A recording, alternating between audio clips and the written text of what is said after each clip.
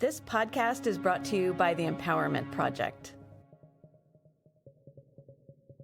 Research proves that empowerment self-defense training makes you safer, period. I want you to have a great self-defense toolkit so you can create strong boundaries, speak with confidence, and take up all the space that you deserve in the world. We'll hear stories from survivors and find out what worked for them and why.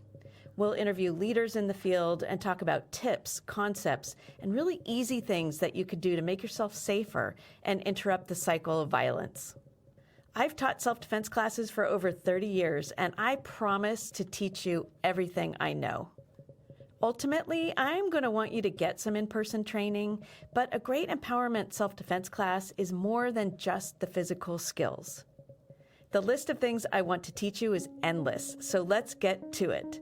My name is Silvia Smart, and welcome to the Empowerment Project. Welcome, listeners. It is wonderful to have you here. We have got a fascinating guest today, and we're about to learn a lot. Wendy Rouse, among many other things, is a historian who teaches at San Jose State University in California. She's a researcher, the author of various articles and several books, which I hope we get to hear about.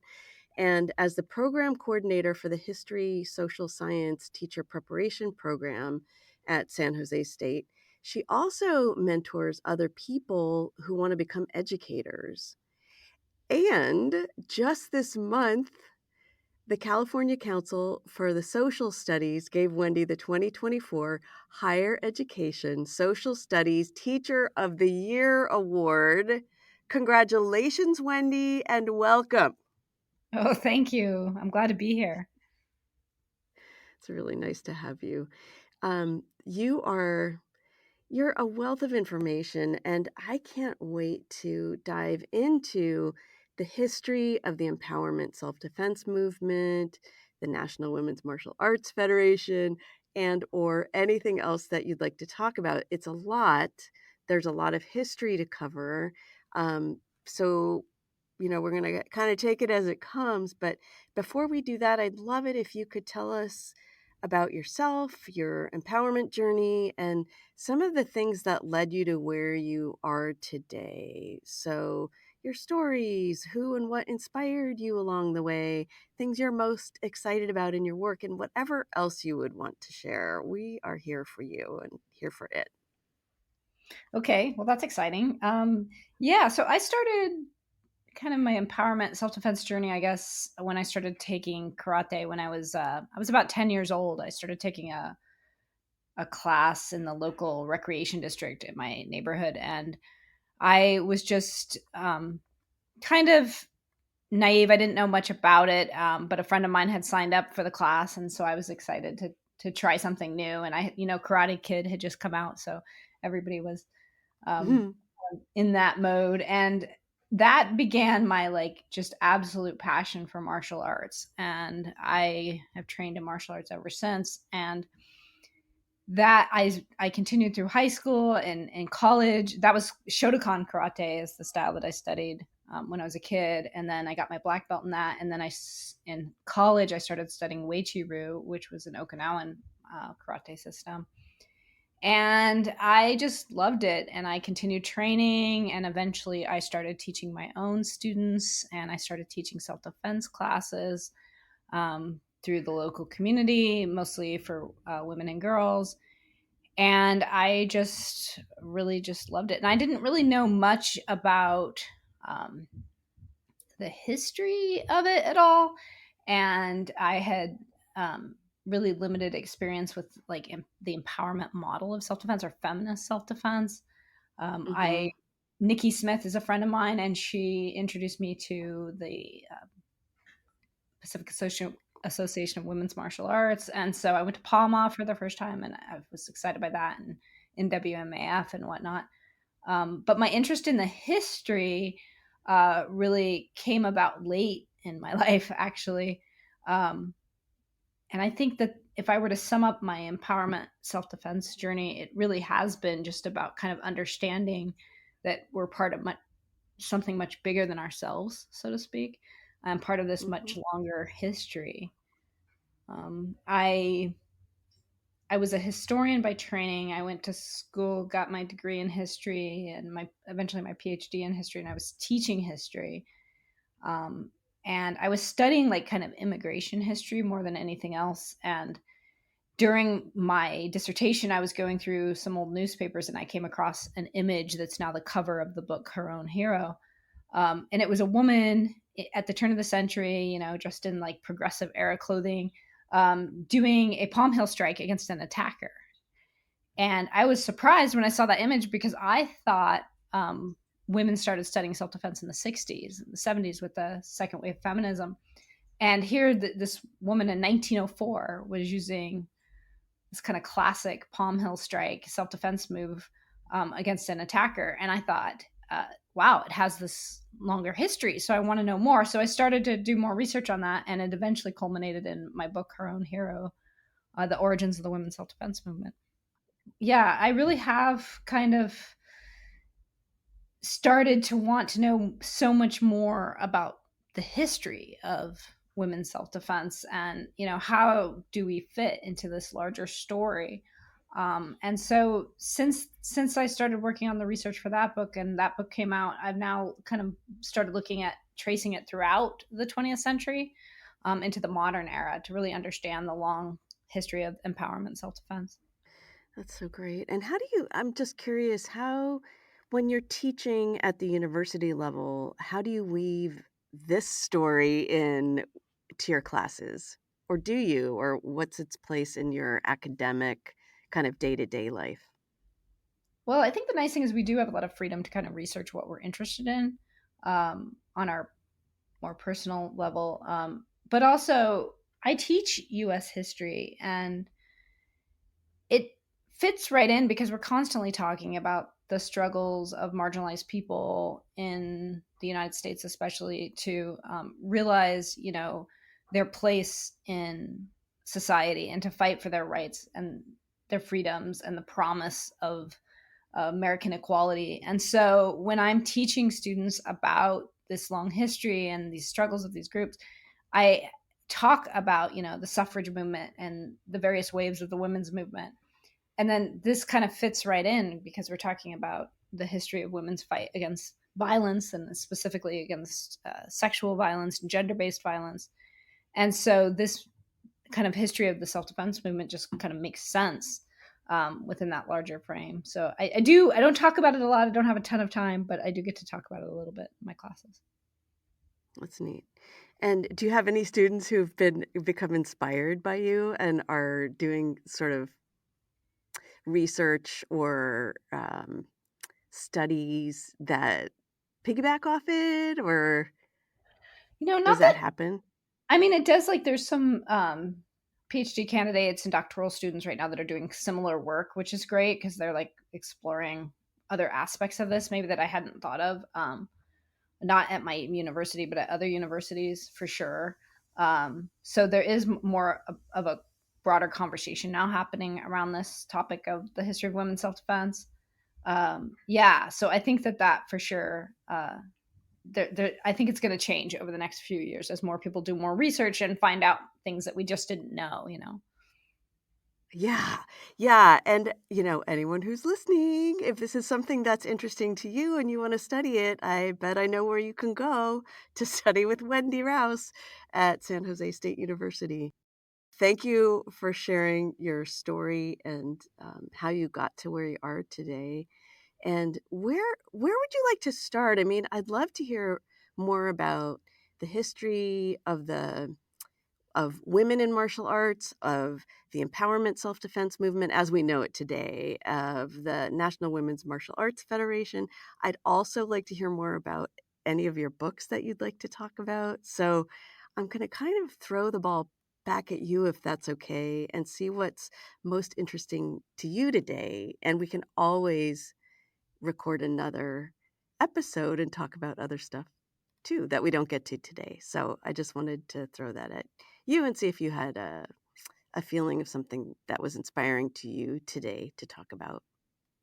Yeah, like I'd love to kind of go over some of the history because I feel like a lot of folks are out there, they're practitioners, of martial arts, or they're instructors or practitioners of self-defense, and they don't really understand like the history. So I'd love to talk more about that, for sure.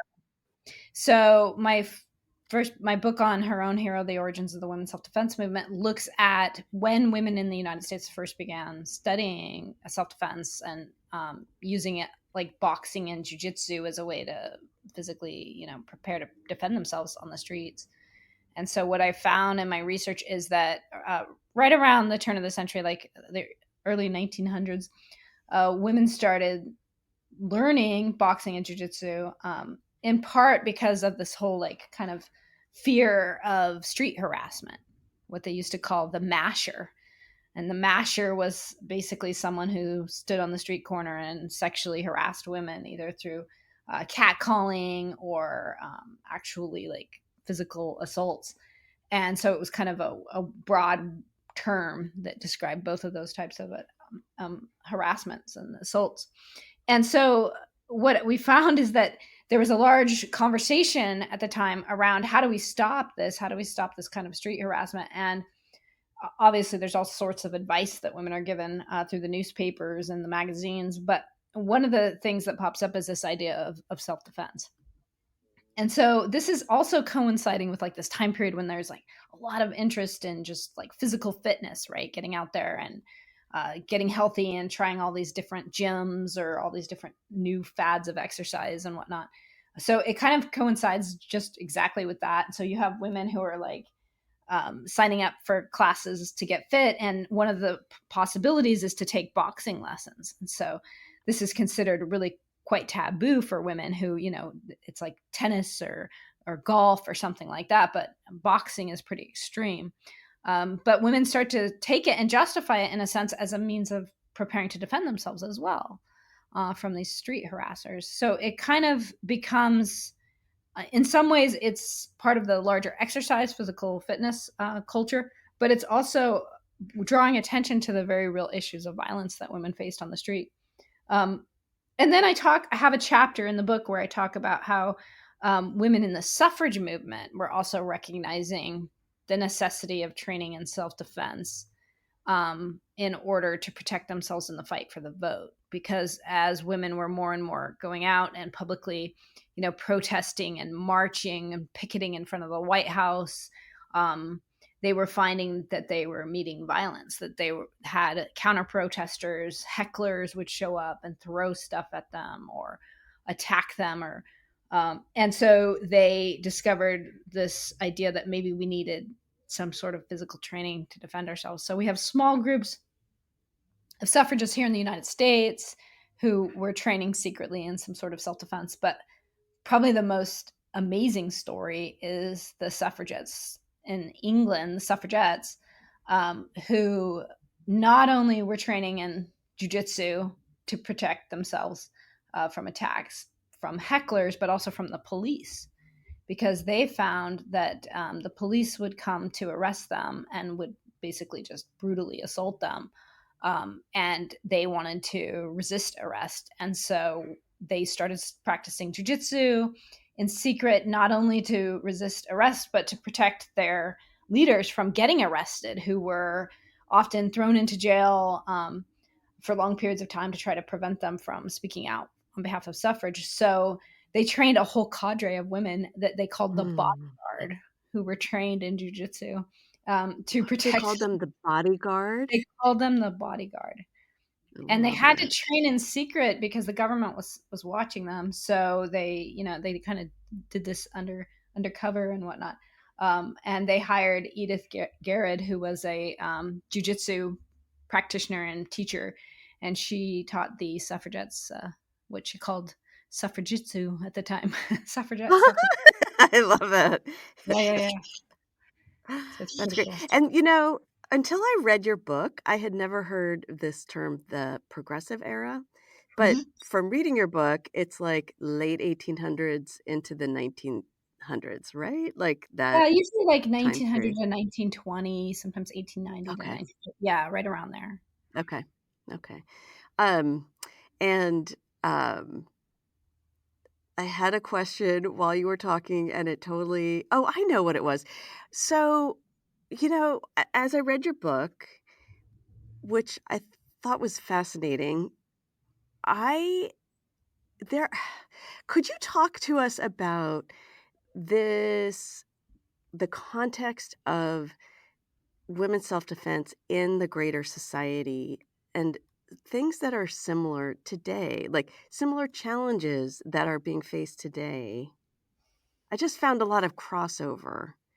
Um, and I wonder if you could talk about that, like our history shapes where we are today and what's similar and what's different. Is that too big of a question? No, it's not too big. I'm just trying to think of what to focus on, and definitely like any I things that jumped out at you, I'd love to chat about. The thing that I noticed most is that it's a lot of the same issues, right? That women were trying Yeah. to address at the turn of the century are the same as today. I mean, they were talking about street harassment. They were talking about um, sexual harassment in the workplace. They were talking about um, violence in political arena. They were talking about harassment and sexual violence in the home and domestic violence.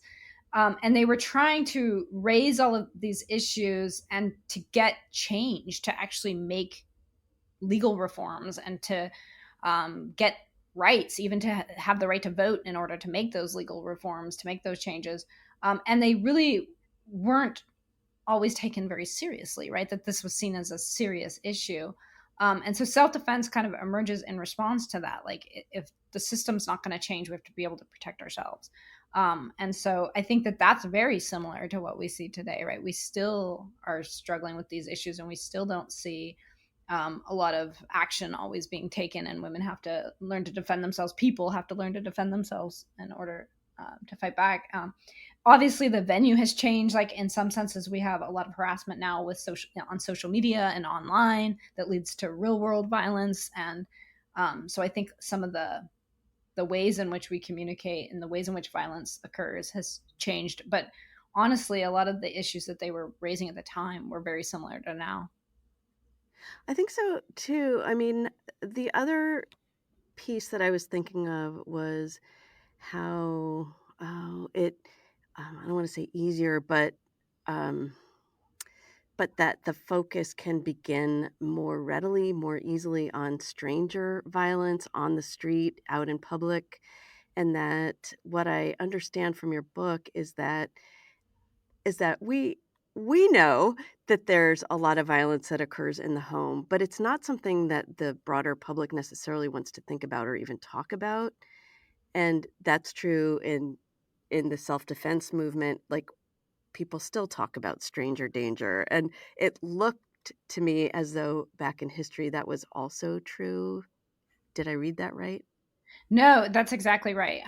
So I think, like as you're saying, it was just a lot easier to talk about this like shadowy stranger, right? That's attacking women on the streets, um, because that stranger, was something that they could look at on the outside as a problem that could be addressed, or that women could fight back. But the reality is, and was at that time, is that most of the violence that women faced was by people they knew in their own homes, even in their own workplaces. And so the reality of that, a lot of feminists tried to raise at the time, and they found that there was reticence to even address that issue, to talk about it publicly. And so it was almost easier to talk about the stranger danger, the masher, as a threat than it was to talk about the reality of violence against women. So I do see feminists in that time period raising this issue, that Mhm. men, were at that time were perceived as like the natural protector, women's natural protector, and that women were encouraged to look to men to protect them within their home, that their husbands and their fathers and their uncles and their cousins, to make sure that they were never alone, that they always had one of these protectors with them. But a lot of the feminists were saying at the time, the reality is it's the protector that is the one that's most dangerous. Mhm.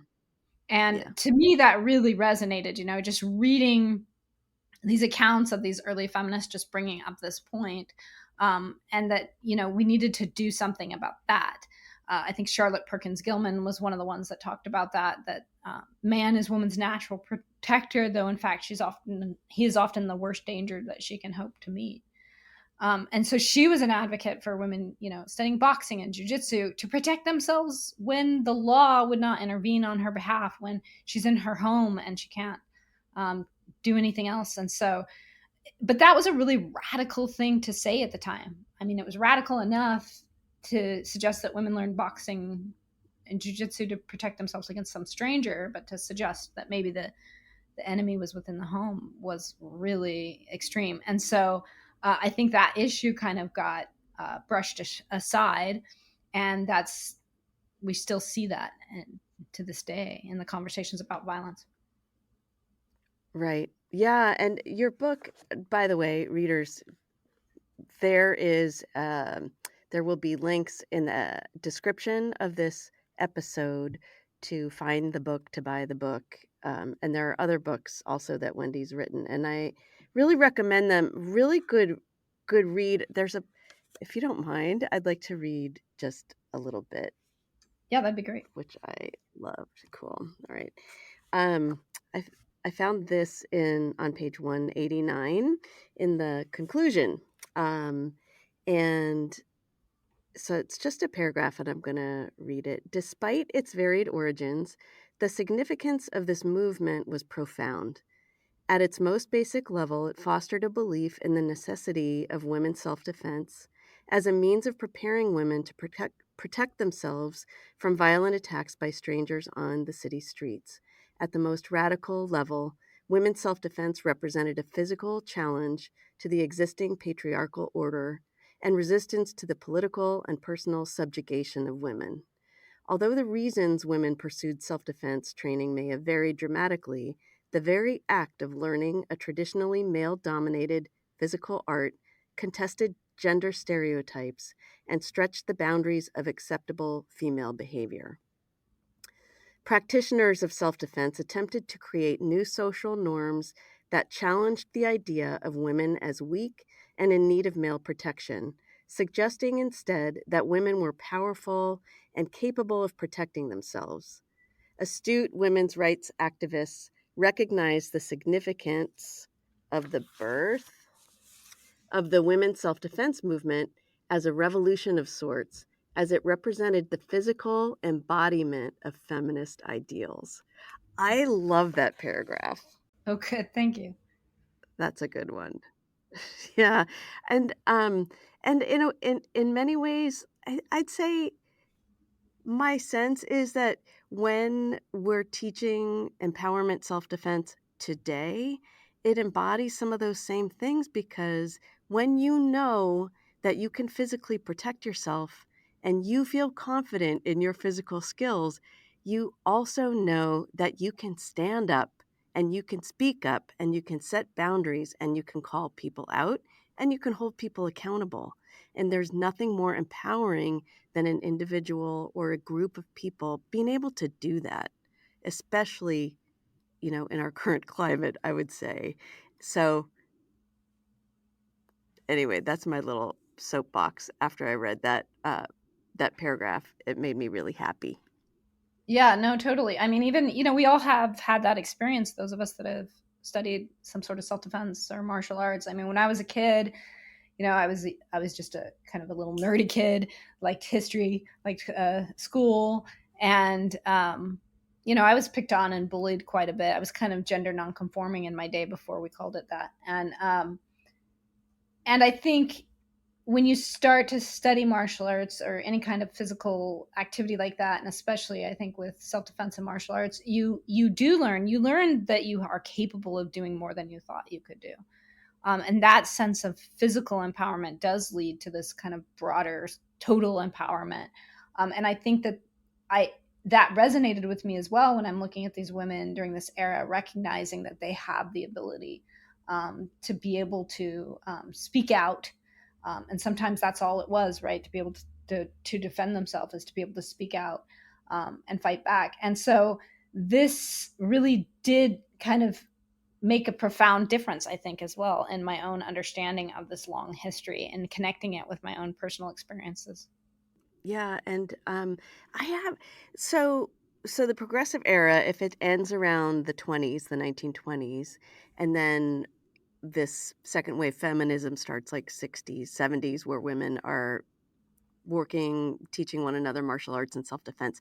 What's happening in between that? Do you know? Like, have you done any research like between the 20s and the 60s? What's happening? Yeah, I've done a little bit of research. So we know that in the 20s, right after women get the vote in 1920, there is a backlash against the women's rights movement, and there's more of an emphasis on conformity and women, being in the home and kind of returning to normative, kind of what was considered normative gender roles. But women did continue to train and study. I mean, it was kind of like the recognition that this was a way to protect yourself, studying self-defense was a good idea, continued. And so we do still see women training in martial arts, although there's not very many let's say in the 20s, the 30s, and the 40s. But what happened is we go into war, we go to World War II, and there's this mass mobilization of individuals into the military, and folks are sent overseas, right? And then you have a large number of women at home that are going into the defense industry, that are going into the military. So you have women actually being trained in self-defense by the US military. And so I think that's a profound shift. And then you also see this kind of justification that emerges again for women studying self-defense, even those women who aren't in the military, because this idea is that, well, men are away, you need to be able to protect and defend yourself and your family. So I see a very short period in 42, 43, 44, where there's once again an emphasis that women should learn self-defense. And this time it's kind of not just for their personal self-defense, but for the nation. So it's kind of bound up in this nationalistic ideal of protecting and defending the nation. So I saw a little bit of a jump in interest in self-defense then. And then what happens is after the war, folks come back, and you've got a lot of men coming back that have been trained in martial arts through either the military itself and through training in martial arts if they were stationed in various aspects of various regions of Asia, right? You have a lot of men who are studying martial arts there. And they come back with this experience, and they want to continue their training. They want to teach. And so you have kind of a ballooning of schools. I don't know if that's the right word, but this huge interest in schools that Sure. pop up. So you have commercial dojos with men who had picked up these skills through their military training, and they want to teach it. And so this provides an opportunity for all sorts of folks now to learn different aspects of martial arts and self-defense. So we see some women training in the 50s, but it's not widespread in popularity until the late 60s with the women's liberation movement. Can you talk about how the National Women's Martial Arts Federation emerges during this time? I think it was called something else. Or there was another organization that was similar that kind of morphed into the National Women's Martial Arts Federation. Can you tell us about that? Yeah, there was a large number of women who started training in the late 60s and the early 70s. And they were mostly training in dojos and in martial arts schools run by men. And some of them were rising in the ranks, becoming assistant instructors, and really just learning to teach, having their own students. And so what happens is as women start to get involved even in feminism and various civil rights movements, right? There's more and more of an emphasis on this idea that women are capable of being able to defend themselves and to be able to teach others. And so what we see women forming collectives, meeting other women who are studying martial arts and talking about the sexism that they're experiencing in their own martial arts schools.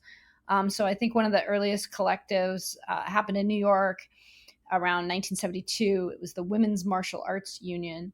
And a number of women, including Nadia Telzi and Roberta Shine and Valerie Eads and Annie Ellman, they start to gather together to talk about what they've experienced through their martial arts training. And sexism is quite the theme, right? That they're treated very differently in their own schools. So they developed this idea of creating this collective where they could get together, share skills, kind of take away the hierarchical structure of the typical dojo system and teach each other self-defense.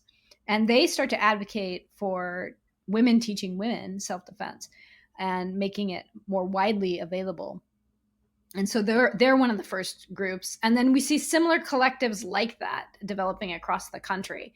And I just can't emphasize enough how like edgy this was for them to be out there teaching this self-defense to women, because they were actually, many of them were banned from teaching it by their own instructors, who said, you're not qualified, you shouldn't be out there teaching self-defense. We'll kick you out of the school, or we'll demote you if you do this. So a lot of these women were out there, like Roberta Shine talks about, changing her name and teaching in secret so that she wouldn't face the repercussions from her school for doing this. So we see these women really taking these risks in order just to spread self-defense knowledge. And this grows into this, what I would consider this like nationwide movement of women organizing small scale collectives all across the country, learning martial arts and self-defense, and then teaching other women self-defense. And so we see this just continue to grow and expand. You see rape crisis centers offering self-defense classes to women in the community. You see universities and community centers offering self-defense classes to women. And it just kind of takes off. And eventually you have women that start to form their own schools. So it's women's only schools, which is all part of this, like this notion of feminism and women teaching women.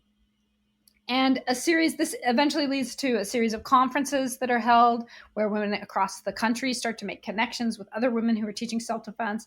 And they're comparing how they go about teaching it and trying to come up with like kind of best practices for teaching it, and this feminist idea of how to teach self-defense. And so these conferences eventually lead to the formation of the National Women's Martial Art Federation. They called them special trainings in the beginning, but they would get together and have a national training and basically exchange skills, exchange techniques. And was that in the 70s that special training started? Yeah, I think the first special training was 1976 was the first special training. And that was held in Minneapolis. And that was held by Nancy Lehman, and she hosted a special training, and women came from across the country. And then that became an annual tradition, and various schools would host it. Jay Spyro hosted many of them outside of Detroit. And so these became kind of a popular thing to do for the women who were studying martial arts or training in self-defense across the country, to get together and meet with these other women and to kind of share ideas and come up with like, how should we be teaching it, and to kind of workshop what they were doing.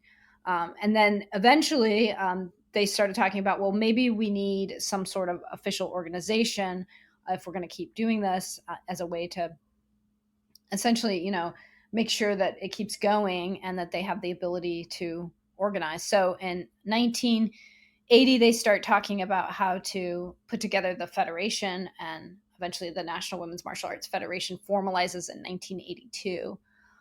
And so you have some of these early martial arts women who are the ones that found this and decide that they want to continue to promote women in martial arts and women teaching self-defense. And so they create this organization to help do so. And it's still going strong today, which is cool. Still going strong today, yeah. That's great. One thing that I think that historians do so well is, because your depth of knowledge is so broad and I can't think of the word, but depthful. It is deep. It is wide. It is whole. You I think you hold a very special place in our society because you hold that history for the rest of us who don't have time to do all of the research that you do because we're doing some other stuff, but we love to read your books and hear you talk on podcasts and stuff.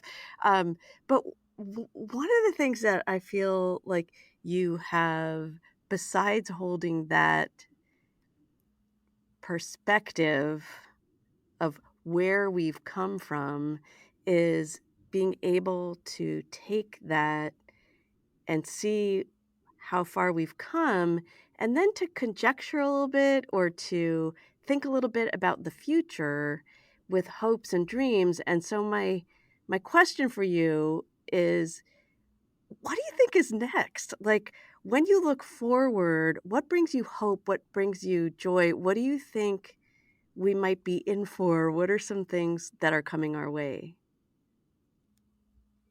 Yeah, well, I think, I look back and I think about, the folks who kind of articulated this vision of feminist self-defense. So looking back to the 70s and the 80s, and uh, you have Jay Spiro and you have Sonny Graff, and you have all these folks that are getting together, and they're really talking about, well, what is the purpose of what we're doing, right? And they're looking at it beyond just obviously the physical technique and the need to end violence against women. They're talking about deconstructing racism. They're talking about deconstructing sexism and all the various ways that people are oppressed.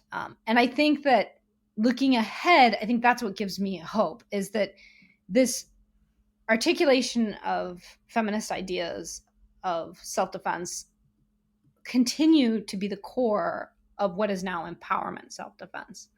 Empowerment self-defense, I think, is a broader term that feminist self-defense practitioners kind of created to show that we need to move ahead into the future and look at the various types of violence, gender-based violence that folks face.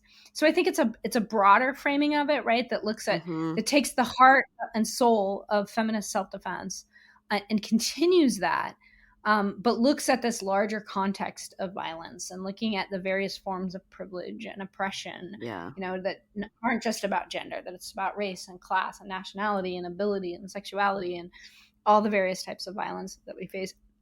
And so I think I'm very hopeful looking into the future, especially as I think about the way that as even, you've contributed to this conversation and talking about what is empowerment self-defense. And it's very exciting to see that it is developing and it's expanding, and it's talking about, all peoples, with all the violence right now that trans and non-binary people especially are facing in this current climate, right? And looking at how do we extend this idea of empowerment self-defense to make sure that we're, looking at how all genders are face this type of violence, and how do we empower and resist that. And I think that is one of the most amazing things about looking at this history, is that we still are kind of keeping the heart of that as we move into the larger focus on empowerment self-defense. Well, that makes me really hopeful too. I have a huge grin on my face. And it also is what you were saying before. It's an act of revolution. It's upending the patriarchy and the class system and the racist systems that we operate within and that hold us down. And it's it's it's so powerful a tool. Um, it's really exciting to be part of it. I love that. And I wanted to also say this book, Her Own Hero, that you wrote, I felt like you did such a great job um, bringing in the intersectionality even back in that progressive era, what was happening with Black women who are also being assaulted, and where were they in this movement, and uh, how it was sometimes similarly easy to claim that it's the Black men doing the raping when we know that that's not true. Like, how did you do that research? Because it seems to me that kind of information, maybe I'm totally wrong, might have been harder to find or suss out, or how did that all pull together for you? Because I felt like it was really cool that you brought it all together. Well, there's definitely a lack of resources. There's very limited information that's available. And so finding that is very difficult. I did go to the newspapers. Most of my research for that first book was through newspaper research. And I did go to the Black newspapers at the time to look at what was happening in that community, specifically with regards to the masher threat, right, and violence. Mm-hmm. And obviously they're having a much larger conversation about violence. It's not just gender-based violence, but racialized violence that the community is facing. And their concerns obviously have to do with the perpetuation of this myth of the Black rapist, right? And the shadowy stranger is often a racialized stranger, right? That has um, these racial components to it, and of course that leads to increased violence against the whole community. So they're fighting back against that. At the same time, they're fighting back against gender-based violence, and so they're really, I mean, that's a conversation that they're having in their movements as well. And so I brought that into the discussion. And we see that continuous, right, with the civil rights movements in the 1940s, the 1950s, with Black women continuing to raise the issue of violence. And it's not just violence within the community or violence within their families. It's also white violence against Black women, and violence that Black men face within the criminal justice system. And so that's a continuous battle that you see Black women fighting. And I think that their ideas about self-defense include a kind of a broader self-protection aspect, and looking at how do we defend ourselves, how do we protect ourselves as a community as well as individuals. And so that becomes a huge part, I think, too, of the feminist self-defense movement as they start to embrace a more intersectional approach. Yeah, which is so great. You imparted to us some of your hope for the future, which I appreciated. What about you? What projects are exciting you right now in your life? What's your next thing? Like, are you researching something that's super interesting that you could share with us? Are you thinking about a book you may want to write at some point, or what's got your attention? Yeah, this always causes an identity crisis for me, this question. But I think well, I'm definitely interested in exploring more, from the 1960s forward. And I've had the great opportunity in the last year to interview so many of the folks that were involved in the feminist self-defense movement and women's liberation movement. And I'm just completely inspired by the stories that they've told. So I definitely want to continue working on those stories.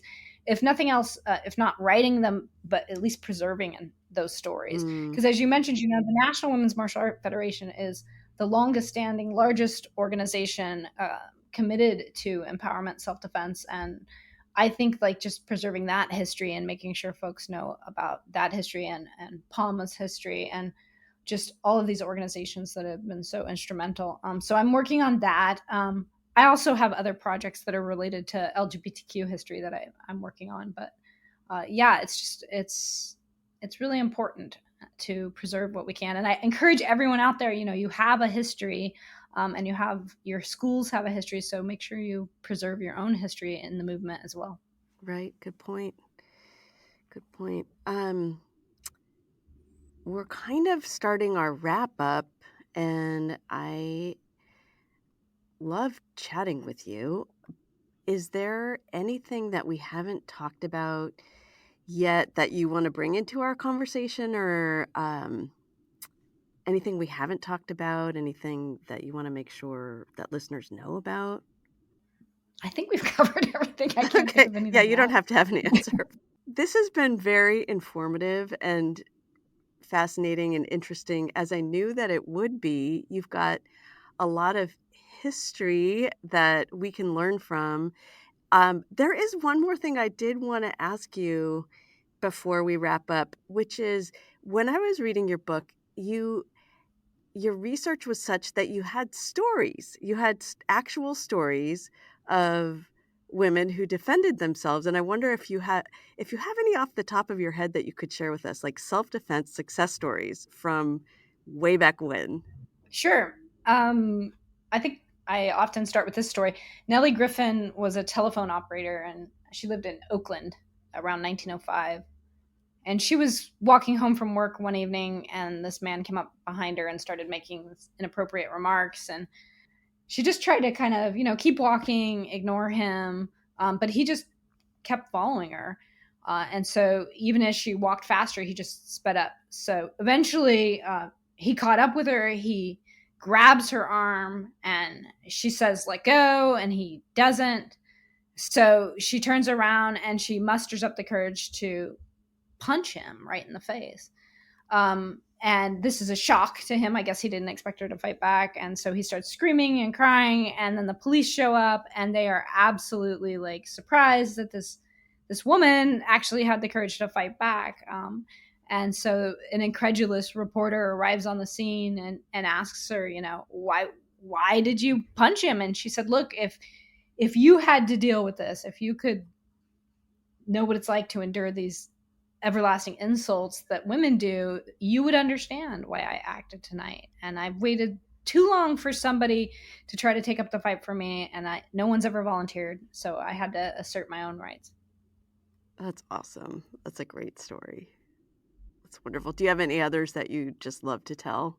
There's the suffragist Zellie Emerson, who's kind of cool. Zellie Emerson was an American suffragist, and she actually goes to England in part because she heard Sylvia Pankhurst, who was a British suffragette, speaking in Chicago, and she was just so inspired. She's like, "I want to go to England. I want to partake in the British suffragette movement there and help support that fight." And while she's there, she endures multiple arrests by the police.